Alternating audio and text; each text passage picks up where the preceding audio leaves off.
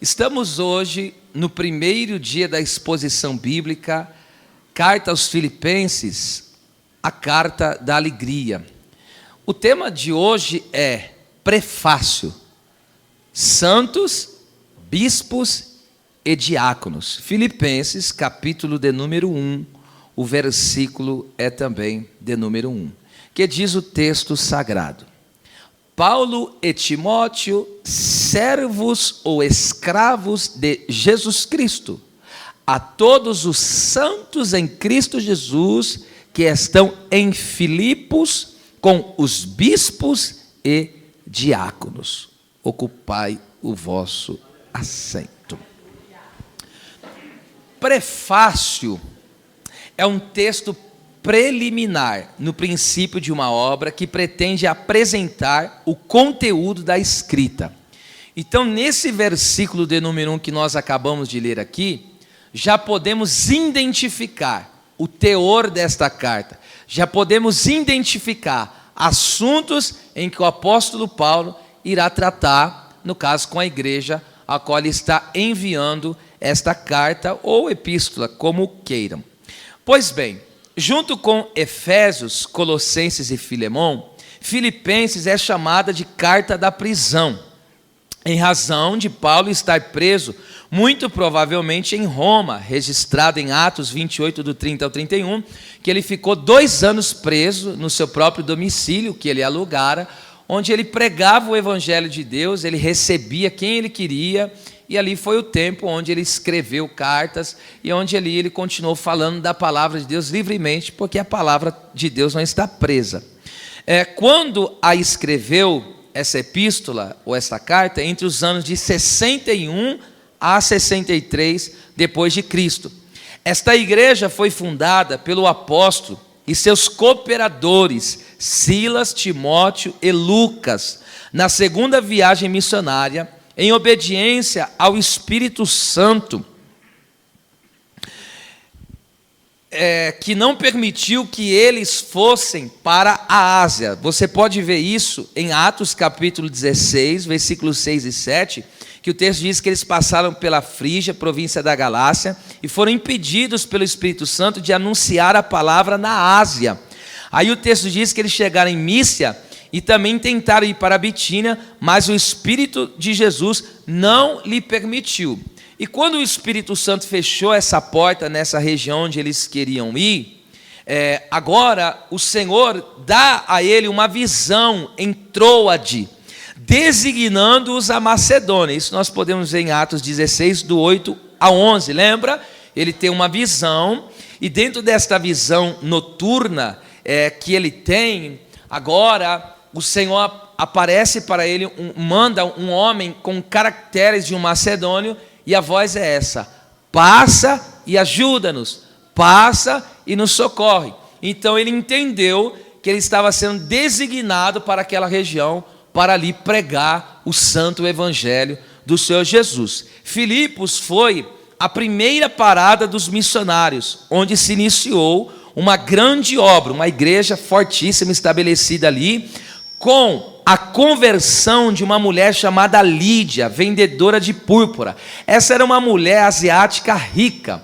E por que eu digo que era rica? Porque quem mexia com esta púrpura aí era algo que se usava na roupa de pessoas muito importantes. Então era uma coisa muito rentável, que rendia muito dinheiro.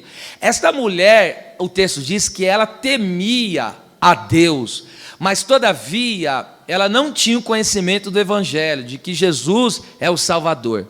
E o texto diz que essa mulher, ela estava ali perto de umas águas, porque naquela época, em uma cidade, não poderia ter uma sinagoga se não tivesse pelo menos 10 judeus homens. Então, provavelmente, ali não tinha esse número de judeus para poder estabelecer uma sinagoga.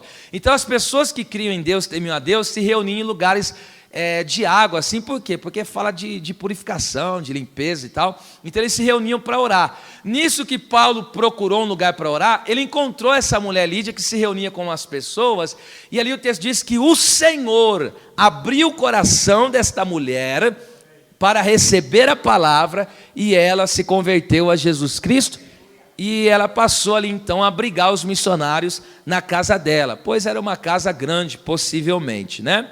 E também ali esta obra começou com a libertação daquela jovem grega, lembra? Aquela mulher possessa por espírito de adivinhação, que dava grande lucro aos seus senhores, onde ela atuava, adivinhando a vida ali das pessoas, e aquela cidade ali estava sendo dominada por isso. Mas Paulo ali foi usado pelo Espírito Santo e disse: em nome de Jesus eu te digo, sai dela. E aquela mulher não conseguiu mais adivinhar a vida de ninguém, porque ela foi liberta. E possivelmente também ela passou a fazer parte da igreja de Filipos, que estava sendo ali então estabelecida. E também, ainda mais, esta igreja se iniciou com a salvação do funcionário do Império Romano, a saber, o carcereiro. O carcereiro, lembra? Diante daquele terremoto, quando Paulo e Silas foram presos, houve um terremoto e ele ficou ali com medo, porque quando um prisioneiro naquela época escapava, a pessoa que era responsável por aqueles prisioneiros, ele tinha que pagar com a própria vida. Então ele vai se matar, mas Paulo com Silas disse: não faças tal coisa, porque todos nós estamos aqui. E ele falou: senhores, o que eu preciso fazer para ser salvo? Creia no Senhor Jesus Cristo, e será salvo tu e a tua casa. Isso está em Atos 16, do 12 ao 40. Então veja só, uma mulher rica, asiática, uma mulher endemoniada, agora liberta, grega, e agora um homem romano. Veja como é o poder do evangelho, alcançando todas as classes de pessoas, todas as camadas sociais e todas as etnias. É assim que esta igreja começou e foi fundamentada. O apóstolo tinha uma relação muito cordial com essa igreja, contando com suas repetidas visitas, né?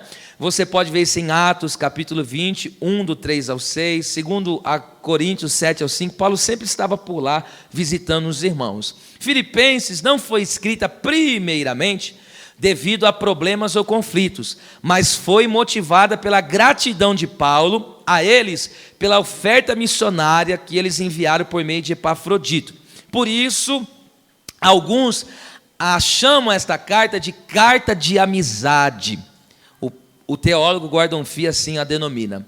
O principal tema desta carta é a alegria no Senhor Jesus Cristo. Também esta carta é altamente cristocêntrica. Se não, vejamos. No capítulo 1, Paulo apresenta Cristo, a vida. Filipenses 1:21, o viver para mim é Cristo. No capítulo 2, Cristo é tido como o exemplo, por isso que ele disse: tomai por exemplo a Jesus Cristo. Seguimos os passos dele, capítulo 2, versículo 5, né? Tendo o mesmo sentimento que Cristo Jesus. No capítulo 3, Cristo é o alvo. Ele disse: esquecendo-me das coisas passadas, das coisas que atrás ficam, prossigo para o alvo, que é Cristo, 3:3. E no capítulo 4 apresenta Cristo como a força. Posso todas as coisas naquele que me fortalece, 4:3. Enfim, em resumo, Filipenses é uma carta intensamente afetuosa, amistosa e focada diretamente nos assuntos de uma congregação local, que trazem reflexões e ensinos do Espírito de Deus para crescimento espiritual, avanço do reino de Deus, maturidade cristã e glória ao nome do Deus eterno. Hoje uma introdução um pouquinho mais longa, porque essa introdução vai servir para o longo de toda esta epístola. Pois bem, primeira parte do versículo 1 diz assim: aqui apresenta no prefácio tanto o remetente, ou seja, quem está enviando a carta, e como também os destinatários, aqueles que vão receber esta carta. E no caso, os remetentes estão aqui: Paulo e Timóteo, servos de Jesus Cristo. Aqui, literalmente, é escravos, literalmente, tá? E depois eu explico por que eles traduzem como servos. Vamos lá. Paulo e Timóteo, no caso, possivelmente aqui, Timóteo, ele como um amanuense e assistente, escreveu a carta que Paulo ditou. Então, Paulo foi falando e Timóteo ele foi escrevendo essa carta, possivelmente, muito provável, e por isso que Paulo cita o nome dele. Essa é uma das razões. E o apóstolo apresenta Timóteo, pois ele fazia parte daquela obra, do início daquela obra, Timóteo estava presente.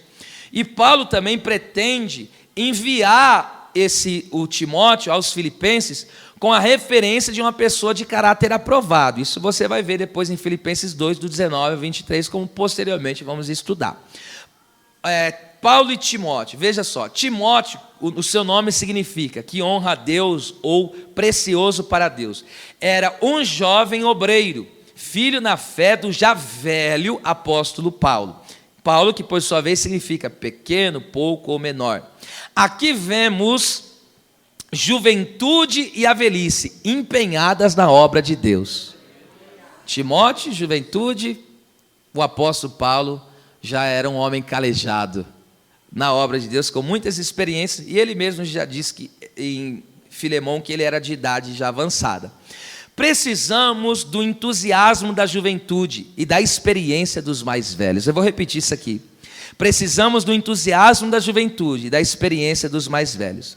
Espiritualmente, identificamos essa ligação nos dois elementos da ceia, pão e vinho. É claro que pão e vinho fala do corpo e do sangue do Senhor, mas numa aplicação espiritual, pão fala de força e vinho fala de experiência, porque quanto mais tempo ele fica, melhor ele fica. Entende? Então, força e experiência. Olha que coisa tremenda. No tempo dos juízes e do rei Roboão, contemplamos que a falta de experiência, ou seja, dos velhos, trouxe irresponsabilidade aos mais jovens. Você pode ver em Juízes 2, do 7 ao 10, olha o que o texto diz: morrendo Josué e a geração dos anciões, cada um passou a fazer o que bem entendia. Por não haver aqueles homens experientes, que tinham aquela vida com Deus, aquela proximidade maior com o Senhor, aqueles jovens acabaram se entregando às suas próprias vontades. E aí termina o livro de Juízes, capítulo 21, versículo 25, dizendo: e não havia rei, e cada um fazia bem o que parecia aos seus olhos. Ou seja, por falta da experiência, se gerou um povo irresponsável. Quando você vê também 1 Reis, capítulo 2, versículo do 6 ao 13, lembra Roboão? Ele era jovem naquela época, e aí ele vai se aconselhar com os mais velhos, com os anciões do tempo do seu pai Salomão. E aí falou: ó, o povo está pedindo para aliviar a carga, o que eu faço? Os anciões falaram: alivia a carga desse povo, porque tudo que você falar com esse povo vai ser com você. Aí o que ele fez? Deixou o conselho dos anciões e foi se aconselhar com os jovens sem experiência. Aí os jovens pegaram e falaram assim: não, você não vai aliviar nada, você vai aumentar as cargas. Sabe o que aconteceu? Uma desgraça no reino. O reino foi dividido, ele perdeu 10 tribos, só ficou com 2 ainda pela misericórdia do Senhor. Porque experiência, força sem experiência gera irresponsabilidade. O impacto da queda é maior ainda. Agora veja, e nos dias de Davi, por falta de força, de jovens, quase perdeu a batalha. Segundo Samuel 20, do 15 ao 17, o texto diz: e Davi já era velho, e ele estava guerreando, mas ele se cansou. E por que cansou? Porque já estava avançado em idade. E aí o gigante Esbi-Benob pegou uma lança e foi matar ele. Mas aí apareceu um elemento surpresa de Deus. Rebaixai! Aleluia! Deus sempre tem um elemento surpresa para não deixar o seu povo ser abatido. Aleluia! Aleluia! E Abissai pegou e rasgou aquele gigante na espada. E aí ele disse: vai lá, velhinho, descansar. Deixa aqui, a guerra deixa para os mais novos. Então tem coisas que as pessoas de idade já não vão mais conseguir fazer. E os mais novos têm que dar todo o vapor para isso. Agora, que lição tremenda. Ó. Uma geração sem paternidade é escravizada e morre. Eu tiro isso de 2 Reis 4 e Lucas 7,12. Lembra? O texto diz que a mulher diz: ó, meu marido morreu e os homens estão vindo levar os meus filhos para ser escravo. Então, quando morre a paternidade, os filhos viram escravos do pecado. E aí lembra a viúva? O marido morreu, e quem está agora sendo sepultado? O filho. Porque uma geração que não tem uma referência espiritual, se enterra uma geração. Nossa, arrepiei com essa, hein? Então, perceba, como também uma geração sem força, sem juventude, cessa seus renovos e deixa de frutificar. Por isso que no Salmo 103:5 Davi diz: Senhor, renova a tua mocidade como a águia, ok? Sendo assim, a comunhão de velhos e jovens dá um equilíbrio glorioso à igreja do Senhor. Então, os mais jovens têm que reverenciar os mais velhos. E os mais velhos não podem menosprezar os mais novos, porque um está ligado ao outro. E nesse equilíbrio fantástico, faz com que a igreja cresça de uma forma, como já disse, equilibrada e madura. Louvado seja o nome do Senhor. Porque você vê que os mais jovens têm excessos, caem em fraquezas banais, qualquer coisa está falando. Os mais experientes não, são firmes, mas se eles não tomar cuidado, eles vão ficando com o freio de mão puxado. Tá? Não precisa tudo isso, não precisa tanta gritaria, não precisa tanto glória a Deus, não precisa ficar rodopiando, falando em línguas, em mistérios. Eita! Entende? Então a gente tem que tomar cuidado com esse equilíbrio. Não pode ser aquela emoção que entende?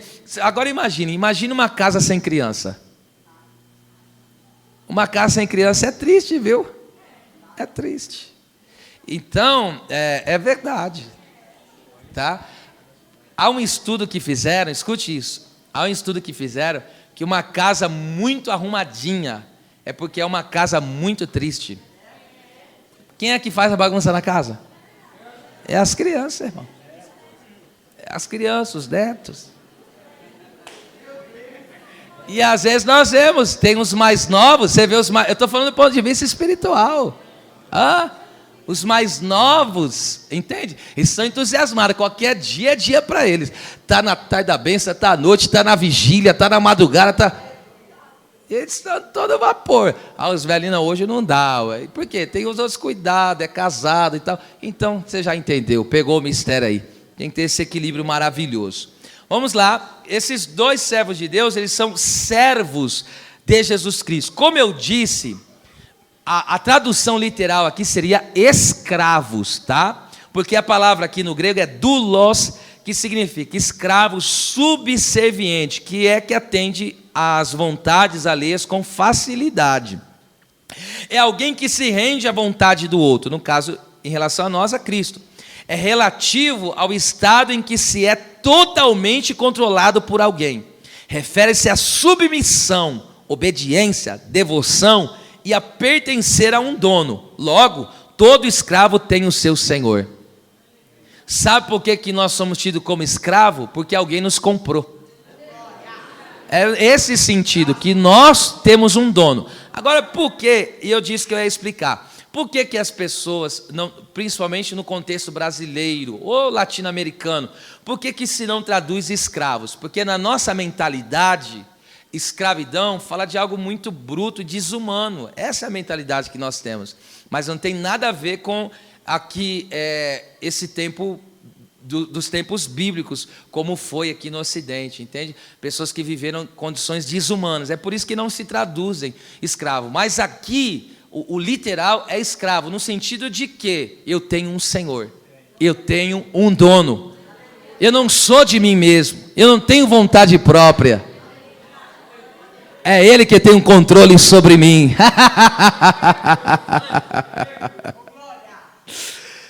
Desde o Antigo Testamento, como resultado da escolha de Deus, da eleição de Deus, o servo tornou-se um título de honra. Você pode ver no Salmo 89:3, uma referência a Davi, que Deus fez um concerto com ele, o seu servo a quem ele escolheu. Achei o meu servo Davi, com meu santo óleo ungido, Salmo 89:20. Então é um título, hoje em dia é um título honorífico, é uma honra ser um escravo de Jesus Cristo. Então, servos nos colocam no mesmo patamar, escute isso. Então, servos nos colocam no mesmo patamar de homens como Abraão, que era servo, Moisés, que era servo do Senhor, Josué e todos os profetas do Antigo Testamento também assim foram chamados, que receberam uma missão especial de Deus. Somos servos de Cristo porque Ele já disse, Ele nos comprou. Está escrito em 1 Coríntios 6, 19 e 20. Glorificai a Deus no vosso corpo, porque vocês são templo, morada do Espírito Santo, a quem o Senhor comprou por bom preço, pelo seu sangue. 1 Pedro 1, 18 e 19. Vocês foram resgatados da vossa vã maneira de viver. Foram comprados não com ouro e com prata, mas com o precioso sangue de Jesus Cristo.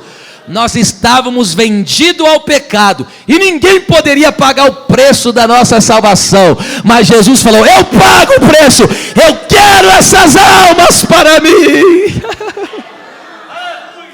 Oh, aleluia. Agora, a exemplo de Jesus, o nosso alimento é fazer a vontade de Deus, porque Jesus, na condição humana, ele esteve aqui como escravo de Deus. Porque ele falou: eu não vim para fazer a minha vontade, eu vim para fazer a vontade daquele que me enviou. João 4,34, que ele falou: a minha comida é fazer a vontade daquele que me enviou. O que Jesus está dizendo? Eu me alimento, eu me satisfaço, eu estou satisfeito na alma por fazer a vontade de meu Pai. Então, quando eu faço a vontade do Pai, eu me sinto satisfeito. Aleluia, glória a Deus. Isso é ser um servo do Senhor. Somos escravos, mas como assim? Que escravidão é essa? Escravos por amor, meu bem. A escravidão do amor, essa é a melhor de todas, a maior de todas, é incomparável.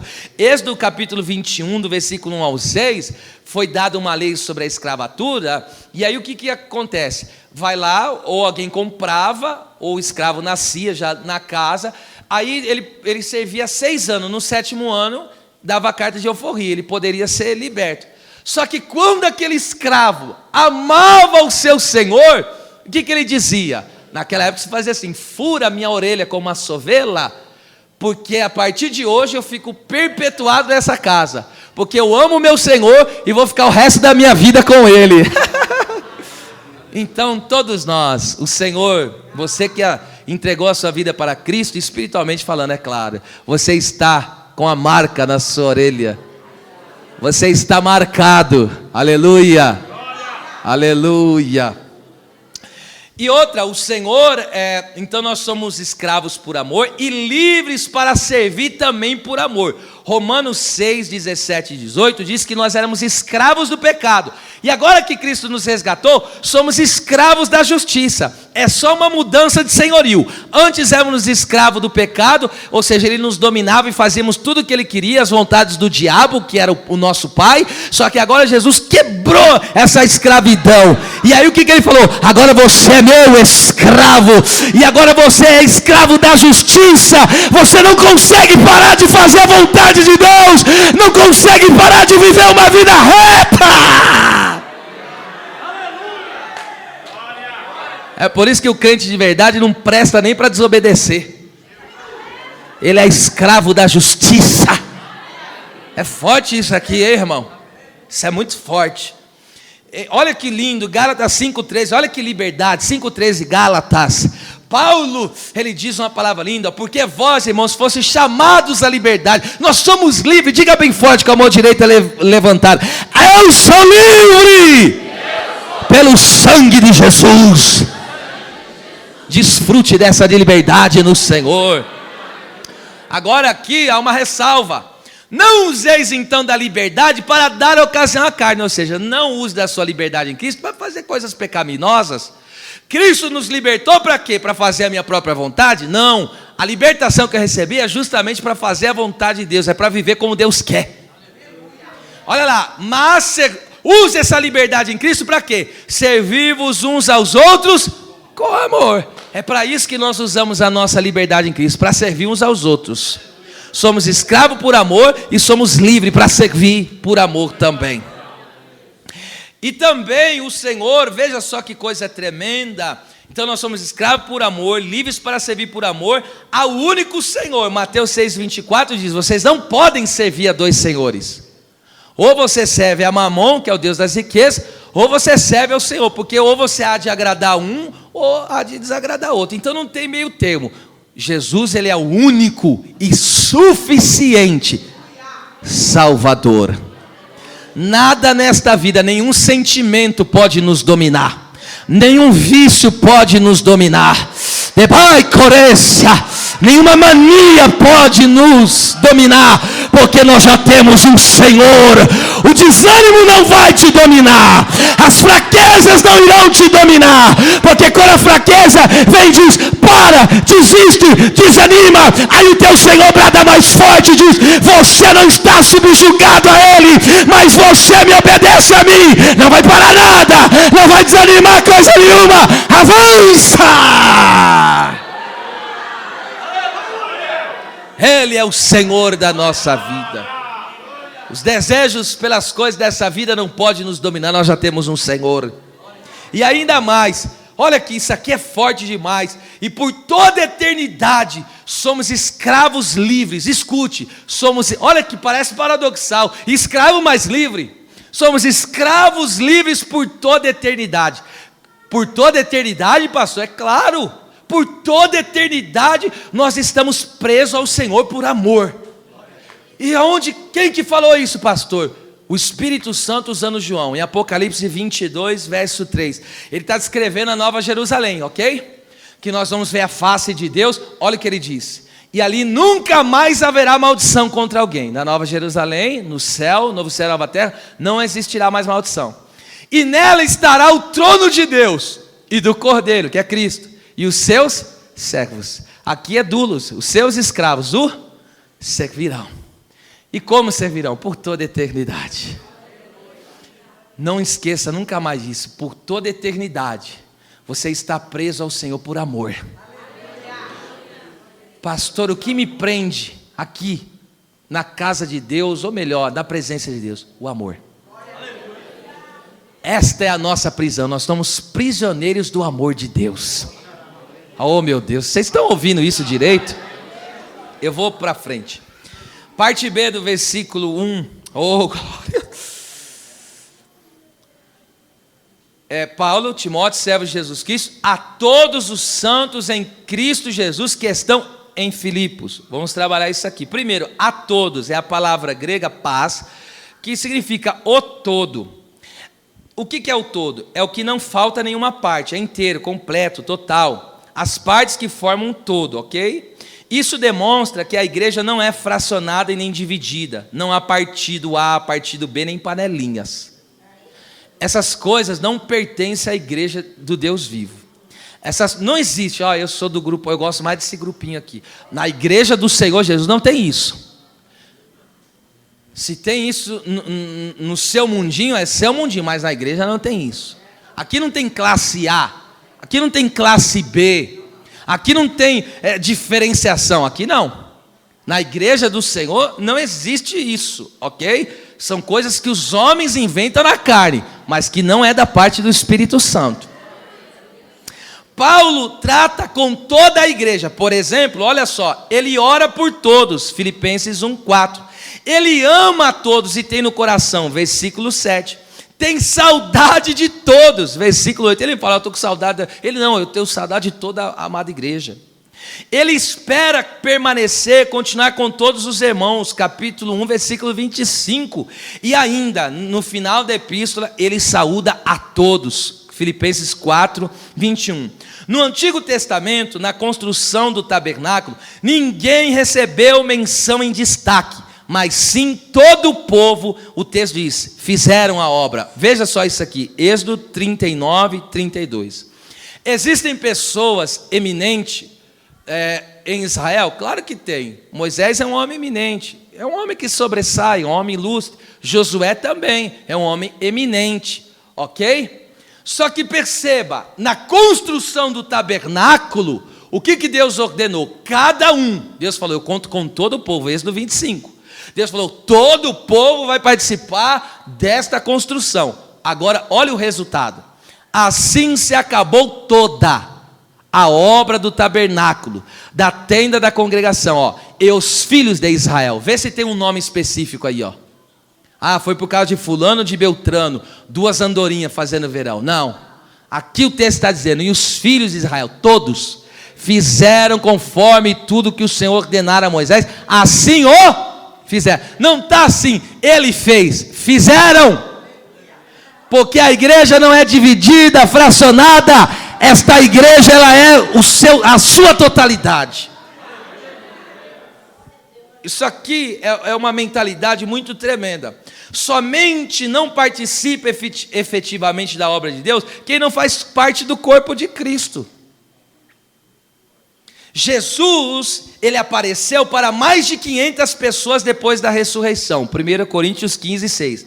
Mas somente quase 120 permaneceram, perseverando.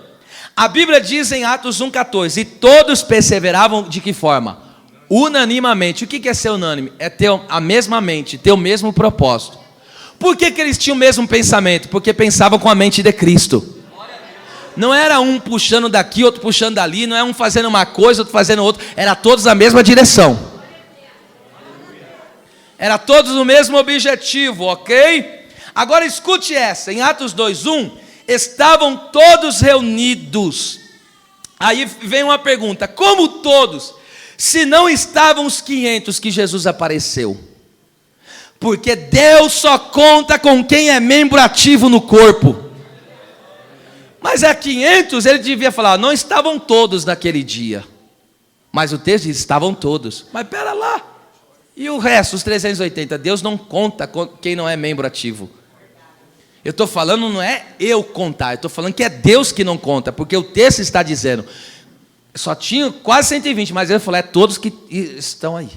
Todos. Porque Deus não trabalha com a igreja dividida. Deus não trabalha com a igreja fracionada. Deus não trabalha com uma igreja de grupos. Deus trabalha com uma igreja plena, com uma igreja completa, com uma igreja inteira.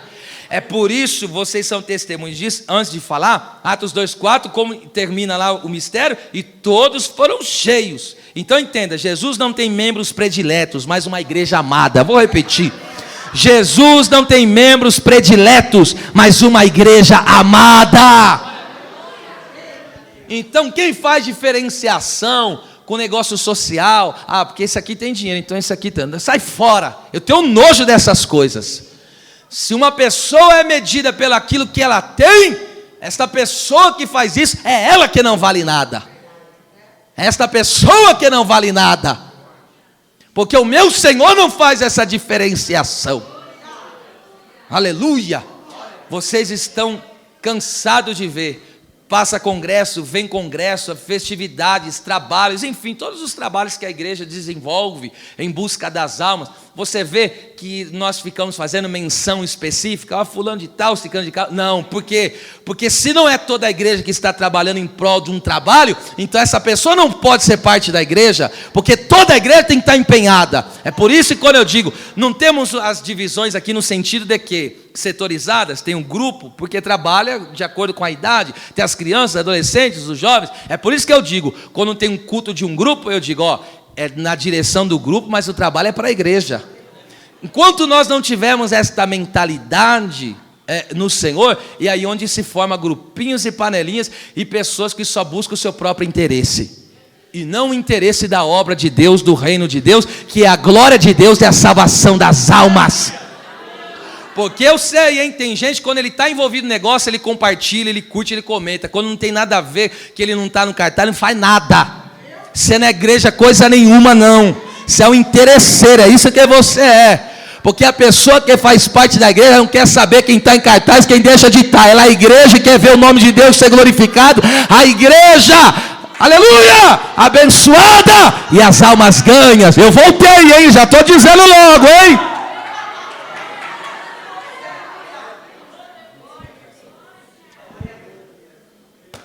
Às vezes alguém pode estar desacostumado, eu já voltei.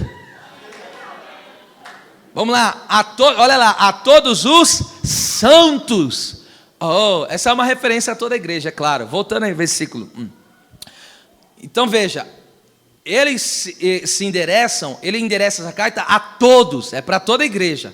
Os santos aqui é uma referência aos salvos, ok? A palavra santos aqui é hagios, que significa santo, puro ou dedicado. Pessoas que pertencem a Deus através de um relacionamento especial com Cristo. É relativo a ser dedicado ou separado para o serviço de Cristo. Separados e diferentes do mundo, separado do comum. Por isso que nós somos um povo diferente. Nas palavras do teólogo Hendrickson, um santo é alguém que foi separado pelo Senhor para o glorificar.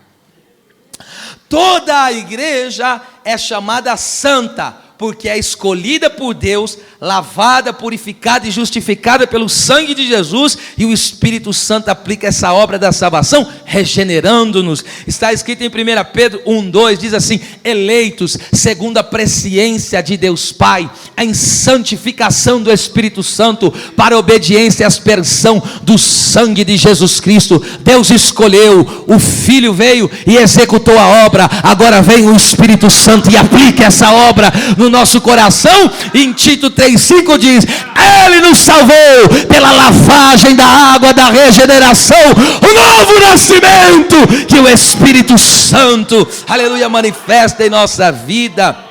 Por isso nós somos santos. Esta obra de Deus em nós, esta operação maravilhosa do Espírito Santo, nos fazendo ser participante da natureza divina. Então o Espírito Santo purifica o nosso coração pela fé. Está escrito em Atos 15:8 e 9. E nos faz sermos o povo santo. O que está escrito em 1 Pedro 2:9? Vós sois a geração eleita, ou seja, o povo escolhido, a nação santa, o sacerdócio real, o povo adquirido, para que anuncieis as virtudes daquele que vos tirou das trevas para a sua maravilhosa luz. Deus nos pegou, estava no lamaçal do pecado, carregado de demônios. Ele pegou e falou: esse lugar não é mais para você. Pegou a gente, tirou e falou: você é meu escolhido, você agora é um povo santo, e agora vai e anuncie as minhas virtudes. Ou seja, o povo santo aqui é um povo completamente dedicado a Deus. Marcos 1:24. Até os demônios sabem quem é o povo santo, quem faz parte do povo santo. Eu já vi, viu? Demônio dá gargalhada de pessoas já. Por quê? Porque não faz parte do povo santo. Satanás não respeita a autoridade humana. Satanás não respeita o poder do dinheiro, o poder da mídia. Isso ele não respeita, não. Mas um crente nascido de novo, um crente que tem o selo do Espírito na vida, um crente que tem as vestes lavadas do sangue do Cordeiro, isso ele tem que respeitar. Olha lá, olha o que diz o texto. Jesus estava num culto. Que temos contigo, Jesus Nazareno? Vieste a destruir-nos? Bem sei que és o santo de Deus. Ou seja, totalmente dedicado a Deus. Eu sei que você é totalmente consagrado a Deus. Essa é a realidade da igreja de Jesus Cristo. Um povo totalmente separado do mundo. Ou seja, nós não compactuamos, não somos cúmplices dessas porcarias que o mundo faz, que desonra a Deus. E também nós somos separados para Deus, uso exclusivo dele. Isso é ser um povo santo.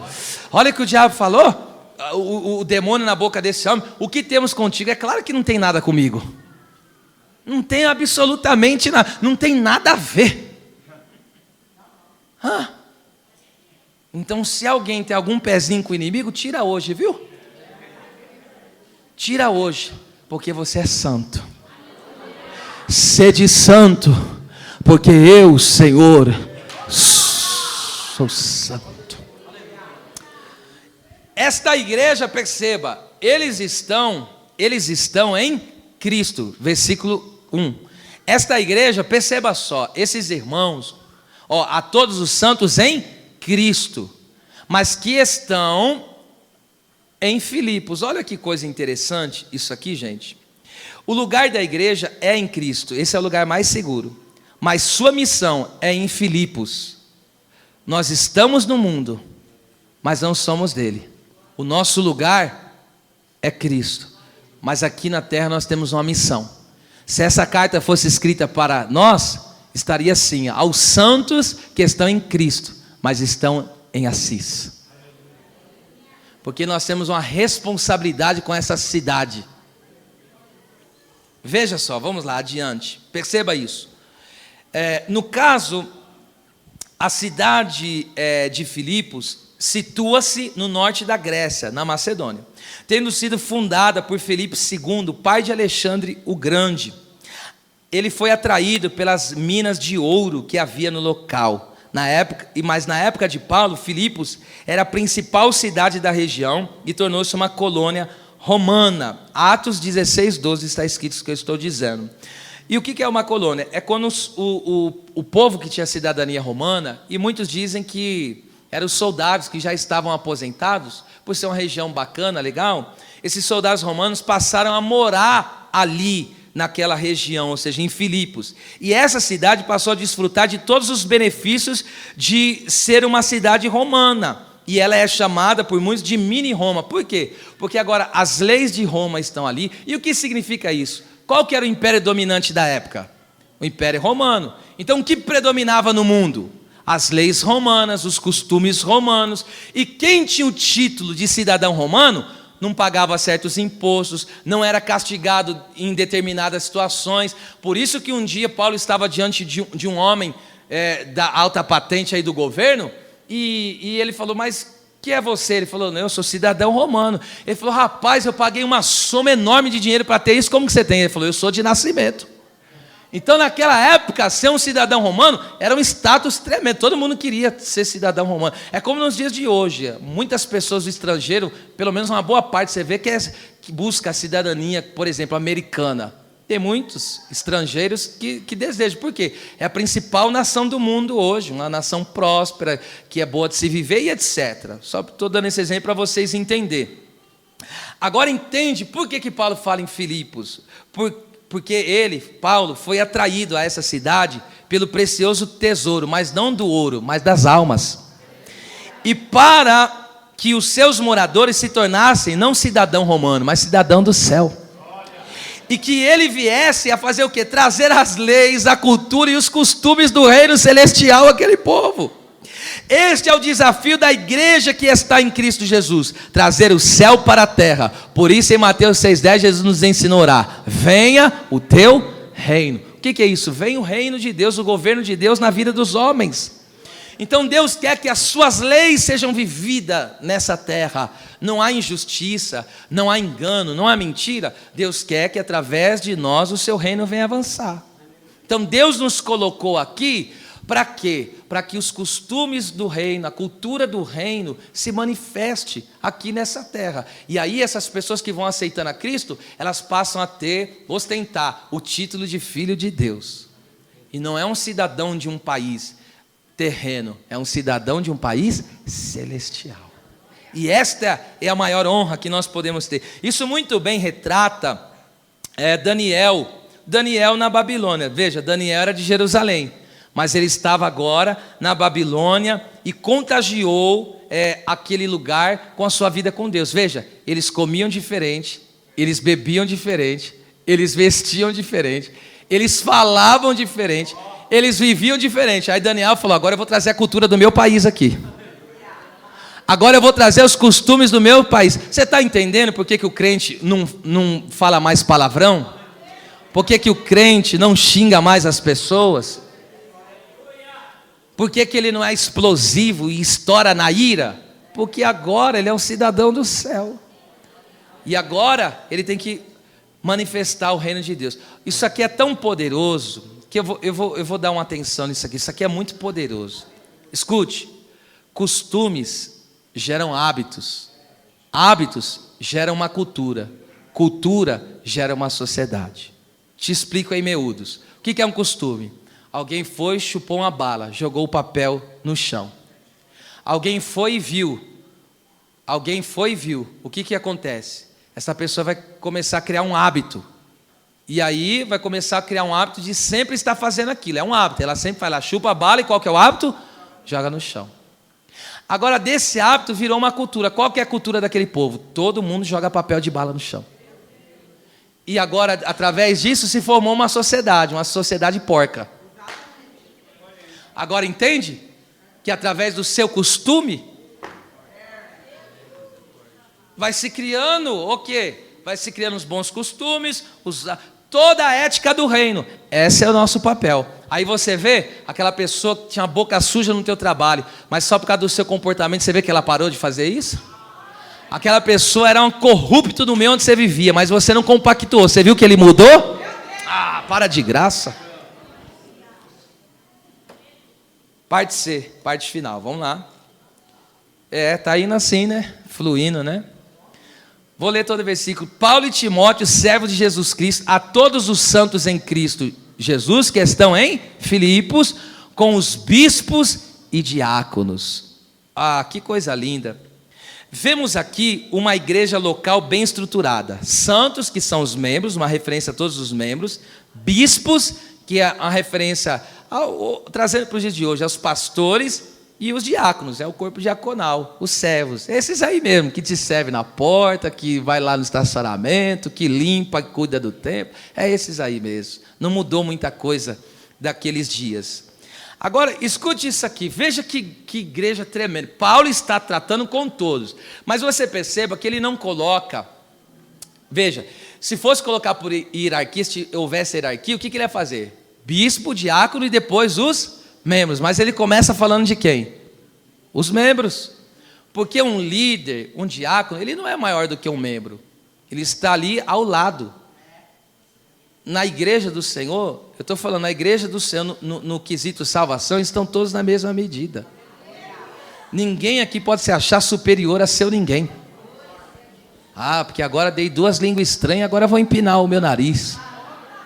Ah, que? Vai carregar minha mala agora. Não, meu bem, não é assim que funciona não, querido.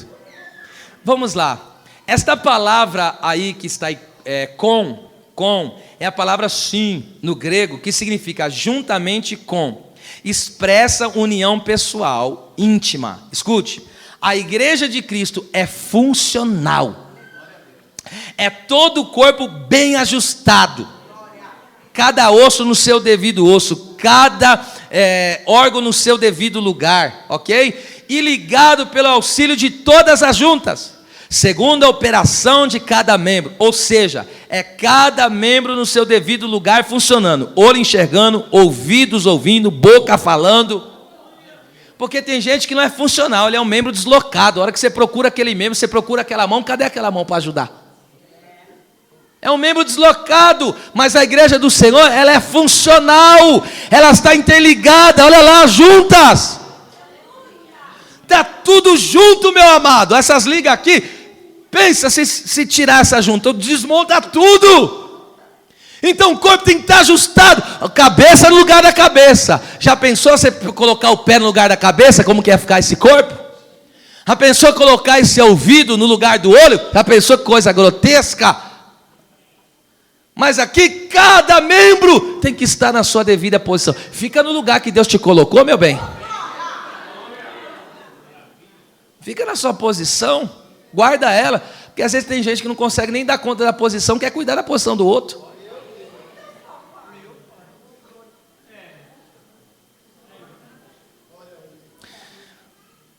Veja, Moisés, Arão, Ur, Josué e o povo de Israel é uma grande lição espiritual da igreja unida, cada um em sua posição sob a bênção de Deus, triunfando sobre o inimigo. Eu estou falando de Êxodo 17, do 8 ao 15, lembra? Eles estão numa guerra contra os amalequitas. Moisés, o líder daquela congregação, reúne os seus outros pastores, Arão e Ur, estão lá em oração. Vai lá, manda Josué, líder do povo que vai para a guerra, trazendo para hoje o líder do evangelismo. Vai lá, vai para a guerra, vai ganhar as almas. Vai. E aí estava o povo de Israel com ele. E o texto diz, quando havia a junção de todo o corpo, ou seja, Arão e Ur sustentando as mãos de Moisés, Josué guerreando, o povo prevalecia. Mas por que aquela igreja prevalecia? Porque cada um estava na posição. E se Arão e Ur não estivessem na posição levantando as mãos de Moisés? E se Moisés não estivesse na dependência de Deus em oração? E se Josué não estivesse com a espada na mão guerreando e o povo seguindo as suas orientações? Em nome de Jesus Cristo, eu me levanto no poder desta palavra e digo, assuma a tua posição no corpo.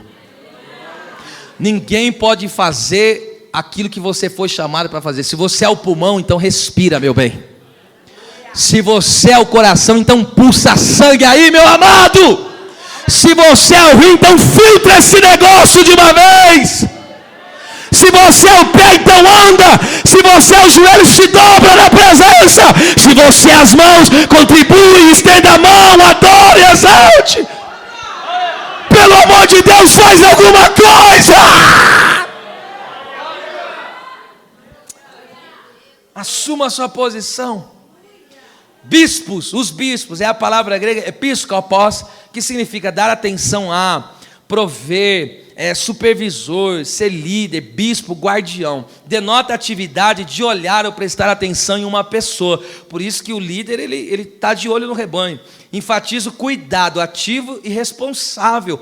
É olhar para quê? Para que as pessoas permaneçam firmes, dar aquela atenção. Você vê que aquele crente não consegue nem congregar direito, aí você tem que dar atenção. Esse é o trabalho de um bispo, ora essa. Ele tem que ficar cuidando. Aí, ele, que nem um pastor, ele coloca a vara assim e vai contando por uma. Aí aquela ovelha não está vindo para o culto, ele tem que ir lá, dá um jeito. Além de interceder, quando só a intercessão não vai, você tem que ligar. Quando ligar não dá, você tem que ir lá na casa. Alguma coisa você tem que fazer, meu bem. Esse é o trabalho de um vigilante. Essa é a supervisão que um bispo tem que fazer, ok? A supervisão, a liderança significa o cuidado amoroso e a preocupação, uma responsabilidade assumida voluntariamente, ok? Seu significado deve ser visto no sentido altruísta de Cristo, o qual foi movido pela preocupação com a salvação da raça humana.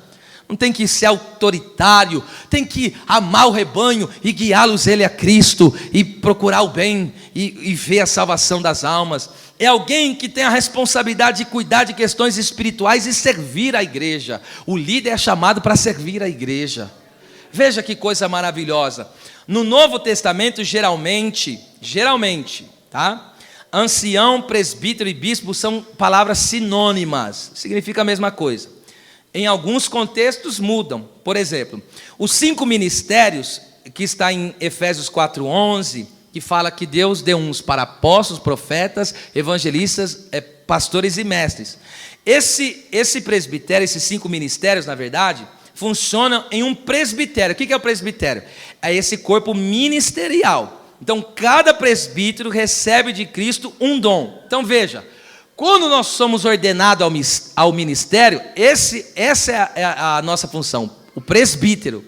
E agora, dentro do presbitério, você vai ter o dom de ser apóstolo, o dom de ser profeta, o dom de ser evangelista, o dom de ser pastor ou mestre. Apóstolo, profeta, enfim, evangelista, isso não é título, é dom. É dom de Deus. Então agora, perceba só que coisa linda. E eu acredito que bispo é o líder local entre os presbíteros. Por exemplo, da forma bíblica, você está vendo aqui que tem vários pastores. Aqui no caso, todos os pastores aqui seriam chamados presbíteros. E eu, como líder dessa congregação, seria chamado bispo.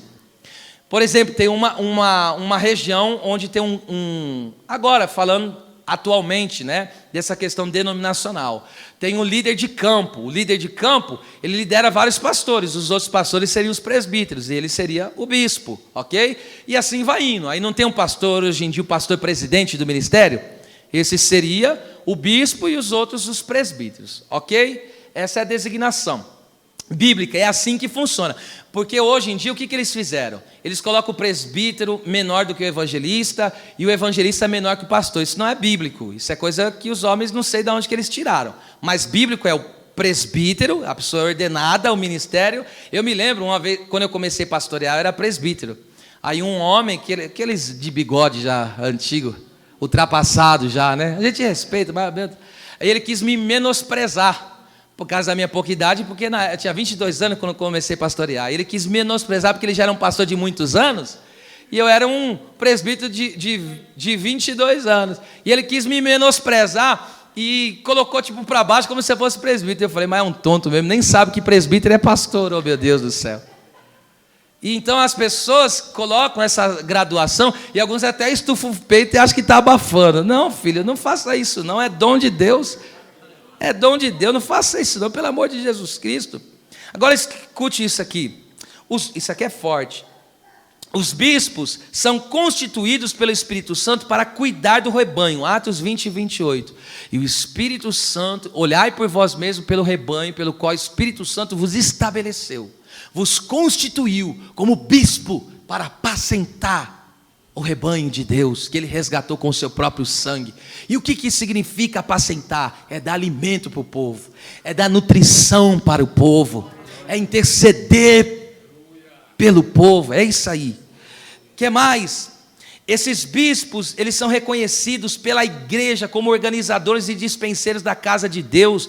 Tito 1, 5 e 7, Paulo falou: Tito, eu te deixei em Creta, para quê? Para que você colocasse em ordem as coisas que restam e estabelecesse presbíteros em cada local, ou seja, em cada igreja local. E esses bispos, eles são os dispenseiros da casa de Deus. O que é um dispenseiro? É um administrador na casa de Deus.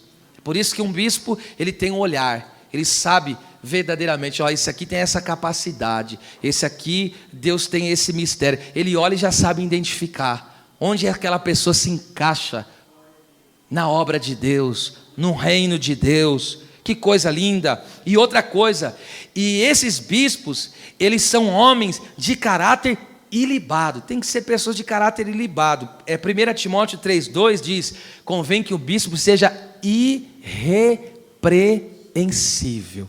Aqui vai doer um pouco, mas é bom.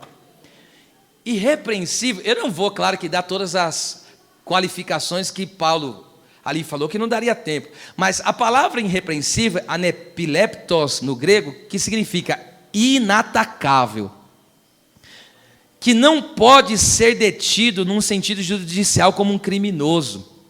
Não existe uma única acusação válida de mau procedimento que possa ser apresentado contra ele. Nenhum pecado flagrante e visível pode manchar a vida daquele que deve ser um exemplo a ser seguido pela sua congregação. Que responsabilidade tremenda, que Deus nos cubra com seu sangue poderoso.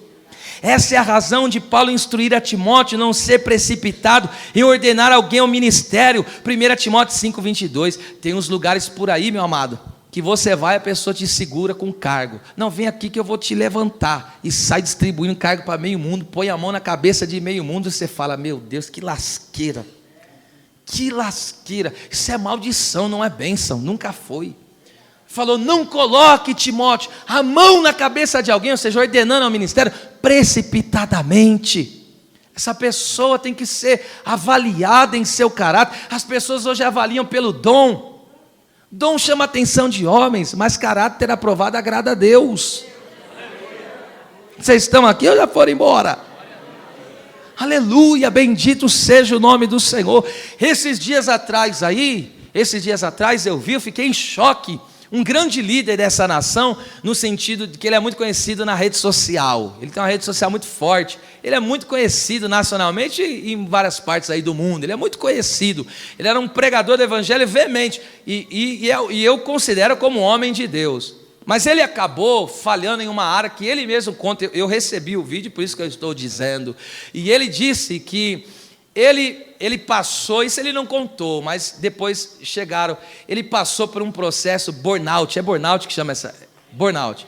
Isso é uma doença terrível que está afetando muitos pastores, viu? Eu tenho visto pessoas como T.D. Jakes, um dos alto escalão lá nos Estados Unidos, o homem teve um colapso. Eu tenho visto muitos homens desse. Por quê? Tem pessoa que não é brincadeira pastorear não, viu? Já basta a carga que o Satanás já coloca. Tem gente que não é brincadeira não. Você fala: Jesus, faz que nem Moisés, não me deixa me ver o meu mal não. Me ajuda, Senhor.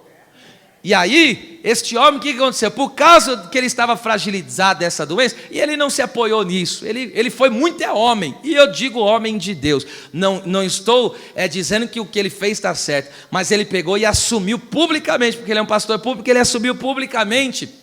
E ele diz que ele está sendo muito agressivo no seu modo de tratar o rebanho e agressivo no modo de tratar também até alguns dos seus familiares. Mas isso é decorrente dessa doença que ele está vivendo. E eu conheço um homem muito próximo que viveu isso e que chegou quase a agredir a esposa dele, mas é involuntário, por causa da doença, pegou lá e o homem ficou doido. É um negócio terrível esse burnout aí, viu?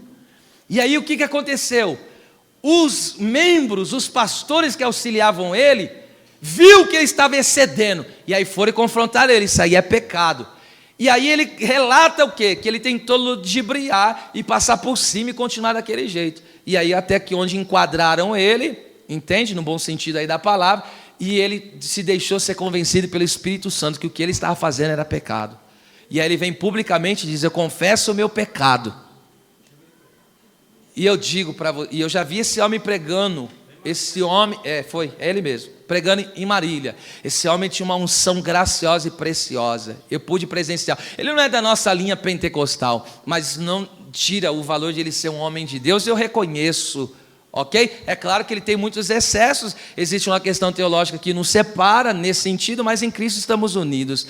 Mas sabe que eu vi? Hoje, se uma boa parte dos homens que erram, que falham, fosse publicamente assim, e declarasse humildemente, teríamos menos pessoas no inferno. Porque o que existem de pessoas que empurram com a barriga, continuam no vício, e aqui não é só líder não, viu? Aqui é membresia, e aí vai daí afora. Pessoas que continuam na homossexualidade, cantando e pregando, tocando e fazendo. Pessoas que continuam descendo a lenha, falando mal da vida dos outros e continuam como se nada tivesse acontecendo, trapaceando, puxando o tapete. Olha, as coisas de Deus são muito sérias. Começou forte o primeiro dia desse estudo aqui, viu? As coisas de Deus são muito sérias. Que Deus derrame uma graça poderosa aqui sobre nós. Que a graça abundante do nosso Deus seja sobre nós, porque Jesus é o padrão absoluto de liderança na igreja. Eu leio o texto, 1 Pedro 2,25, já vamos começar a concluir. Pedro diz: porque eres como ovelhas desgarradas, mas agora tendes voltado ao pastor e bispo da vossa alma. Então Cristo é o nosso padrão, o nosso modelo de liderança. Um pastor que deu a vida pelas ovelhas, um pastor que pegou um Pedro caído e restaurou ele e disse: agora você vai fazer a minha obra.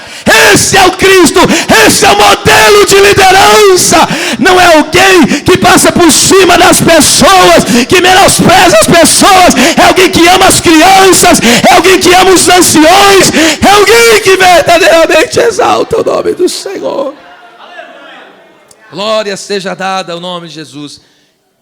Membros, os santos, os bispos, os líderes e agora os diáconos. Eita, os diáconos estão aqui ou já foram embora?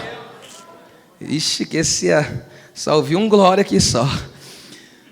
Diáconos, em grego, significa servo, atendente, ministro também. É aquele que serve e auxilia. Está relacionado com o serviço de um crente prestado à igreja e aos irmãos da fé, seja isso realizado por servir às mesas, como em Atos 6, como também a palavra. Filipe fez assim, ele era um diácono e serviu o povo com a palavra em Samaria, ou de algum outro modo, como as mulheres serviam a Jesus com as suas fazendas. E 1 Pedro 4,10 está escrito que nós devemos servir as pessoas com o dom que Deus nos deu, ok? Diácono é alguém que serve a favor de Cristo e continua esse serviço para ajudar os outros, tanto em suas necessidades físicas quanto espirituais. Essas pessoas estão preocupadas com a salvação dos outros. Oh meu Deus, me ajuda, Pai. Os diáconos são servos que fazem cessar as murmurações. Atos 6, para que os diáconos foram levantados? Porque surgiu um problema. Oh meu irmão, os diáconos são maiores resolvedores de problema. O serviço amoroso deles faz abafar um monte de problema na igreja. Eu quero louvar, dar uma palavra de louvor a todos os diáconos e diaconisas, aleluia. Quando eu digo diácono é de modo geral. Quero deixar uma palavra de louvor a Deus por essas pessoas que dedicam a sua vida em servir a Deus com amor. Por isso que o diácono ele é o primeiro a chegar, o último a sair. Por isso que ele sempre, às vezes, vem do trabalho humilhado, escorraçado, rebentado, mas está com um sorriso, nem que serve meio amarelinho, mas está ali para te atender e dar a mão para você. É por isso que ele não tem preguiça, ele te pega, te leva até o teu lugar, dá atenção para você. Aleluia, aleluia, glória a Deus, glória a Deus. Os diáconos são servos da obra. 1 Coríntios 3, 5 ao 6, Paulo falou: eu e Apolo, ministros, servos, um plantou, outro regou, mas Deus é que dá o crescimento. Esses homens são servos do Evangelho. Efésios 3, 5 e 6, quando Paulo diz: eu fui feito ministro, servo do Evangelho. Nós nascemos para servir o Evangelho, viver para o Evangelho de Cristo. Também são servos da igreja local. A Bíblia fala de uma diaconisa tremenda, a Febe. Dá para pôr esse nome aí? Febe. O nome não era muito legal não, mas era uma diaconisa nota 1000. 16:1, a texto diz que ela servia na igreja que estava em Cencreia. Também esses homens são servos dos irmãos. Na verdade, Colossenses 1:7 diz que Epáfras, ele era para a igreja ali, para os irmãos, um fiel ministro, servo de Cristo. E de modo geral, esses homens são diáconos da igreja. Colossenses 1:24 e 25, Paulo fala: a igreja da qual eu fui feito servo, ministro. Ou seja, do meio da igreja, Deus me tirou e me fez ser um servo.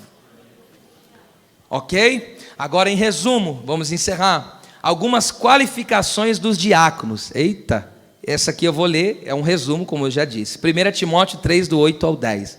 Olha como que começa. Da mesma sorte, os diáconos sejam honestos. Sabe o que significa honestos? É sem nós no grego, respeitado pelo caráter. Então, pastor, eu tenho que ser respeitado pelo quê? Pela capacidade que eu tenho? Pelo dinheiro que eu possuo? Pelos bens materiais que eu tenho? Pela capacidade de exercer os dons? Não. O respeito que alguém tem que ter é pelo caráter transformado pelo Senhor. Olha o que é mais que esses diáconos, a qualificação não de língua dobre. Sabe o que é língua dobre? Pessoa de uma só palavra. Porque tem pessoa que fala uma coisa aqui para um e para outro fala outra. Mas esses servos, a qualificação deles são pessoas de palavra. Palavra. Para eles não precisa assinar nenhum documento. Com eles é no fio do bigode. Palavra. Olha lá. Não dados ao vinho, oh meu Deus, eles não têm vícios, ok? E não é só de bebida alcoólica não tem vício. Não tem vício de pornografia. E assim vai. Não cobiçosos de torpe ganância, ou seja, o que é isso? Ansioso pelo lucro ilegítimo, ganancioso pelo dinheiro. Os servos, diáconos, não têm isso. O que mais? Versículo 9. Guardando o mistério da fé em uma pura consciência. O que é isso? É alguém que tem paz com Deus. É alguém que serve ao Senhor, mas não tem nenhuma pendência para trás. Não tem raiz de amargura com ninguém. Aleluia. Você sabia que a raiz de amargura é uma pendência que tira pessoas do céu? Arruma as pendências. Guarda a fé numa consciência pura. O que é guardar a fé na consciência pura? Não tem do que ser acusado. A pessoa dorme e acorda em paz. Estou em paz com o Criador, está ok. Posso estar vivendo umas provas, mas estou em paz com Deus. Quem tem paz à consciência é um leão diante de Deus. Provérbios fala sobre isso. E encerro agora dizendo: esses diáconos, eles devem ser o quê? Ó, aqui, ó. E também esses sejam primeiro provados. Depois sirvam se forem irrepreensíveis. Sabe o que esse texto significa, provados aí? Testar, verificar se é genuíno ou não. Essa palavra indica uma avaliação contínua do caráter e do serviço dos diáconos. Porque tem um diácono que nem quando é diácono ele expressa para ser diácono. Como que vai alcançar a liderança? Desse jeito. Vocês estão aqui ou já acabou o ânimo já, a força? Estou encerrando. Mas só que agora, sabe como a gente encerra? Dizendo, esta mensagem é para toda a igreja. Aleluia, louvado seja o nome do Senhor. As palmas louvem a Jesus.